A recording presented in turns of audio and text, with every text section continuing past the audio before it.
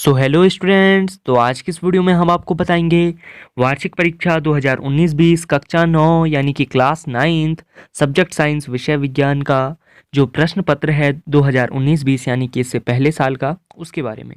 दोस्तों, इस प्रश्न पत्र में टोटल 30 क्वेश्चन हैं और ये बहुत ही जो पेपर है ये बहुत ही इजी है, आप लोग इसे आसानी से कर सकते हो।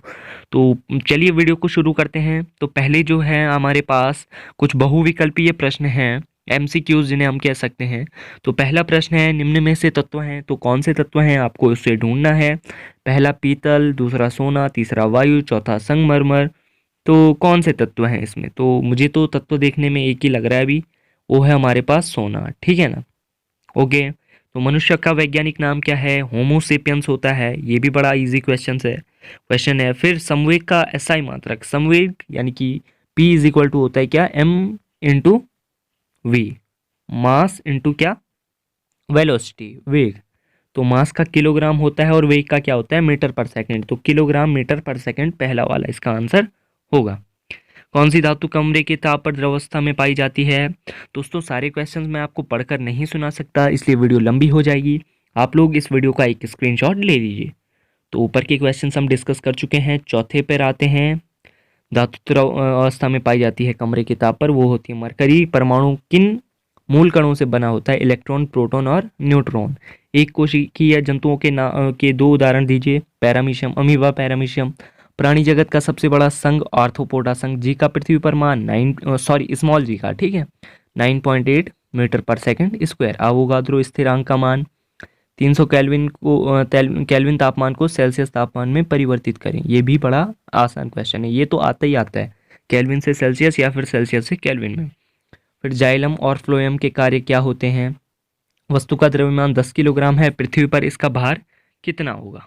ठीक है, तो भार जो हमारे पास फॉर्मूले हैं उनसे ये आसानी से निकल सकता है। अंतरफसली प्रणाली का क्या अर्थ है? स्थिर अनुपात का उदाहरण सहित समझाइए। एक तत्व का परमाणु, ये भी एक न्यूमेरिकल है। न्यूमेरिकल ज़्यादा हार्ड नहीं आते हैं, मैं आपको पहले ही क्लियर कर रहा हूँ। न्यूमेरिकल आसान टाइप के आते हैं। जड़त्व का नियम और संक्रामक और असंक्रामक रोगों में अंतर बताइए। ओके, इसका एक स्क्रीनशॉट भी आप लोग ले सकते हो। अब बढ़ते हैं अगले पेज की ओर। तो इस पेज पे क्या है? जंतु कोशिका का नामांकित चित्र बनाइए।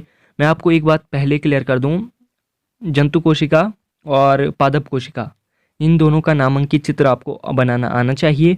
हाफ ईयरली और एनुअल एग्जाम दोनों में पूछा जाता है। या फिर आपको एक और भी जो है न्यूरॉन, उसका भी बनाना आना चाहिए। तीनों इंपॉर्टेंट है। और प्रश्न नंबर 19, मिश्रण और यौगिक में अंतर, ये भी बहुत इंपॉर्टेंट क्वेश्चन है, हर बार पूछा जाता है। चंद्रमा और ये जो प्रश्न नंबर 20 है, ये एक न्यूमेरिकल है। चंद्रमा पर गुरुत्वीय बल का मान पृथ्वी सतह पर गुरुत्वीय बल की अपेक्षा कितना गुना होता है? तो आपको पता होना चाहिए कितना गुना होता है, ठीक है ना? 1/6 होता है, आप लोग चेक कर सकते हैं। तो उसके बाद ये जो हमारे पास क्या निकालना है, आणविक द्रव्यमान निकालना भी आना चाहिए।